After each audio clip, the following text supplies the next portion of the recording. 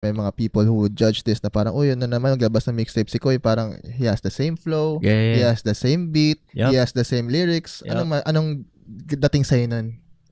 Gusto ko. Pag nakakita ko ng ganung comment, natutuwa ako. Ibig sabihin, gumagana yung plano ko.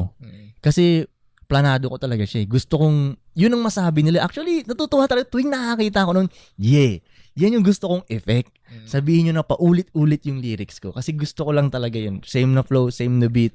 Gusto ko yun. Kasi para sa akin, branding mo siya eh. Hindi mo siya take as negative. Hindi talaga siya negative. Kasi nagkakaroon ka ng isang tunog nga eh. Ngayon nga, pag may ibang rappers na parang ganun yung tunog, anong sabihin? Bugoy na koy ko yan ah. Hindi na nila maagaw yung ganung klaseng tunog, di ba? Napirmahan ko na. Kumbaga na inihian ko na. Basically, di ba? Parang ganun, bugoy na koy ko yan. Yung mga flow na ganun, yung beat na ganun. Bugoy na koy ko yan ah. Pati nga yung klase ng lyrics eh. Kunyari, about hustling, mga ganun-ganun. Hustling, bitches, kotse. Pag ginawa ng ibang rappers, bugoy na koy ko yan ah. Yun, inihian ko siya.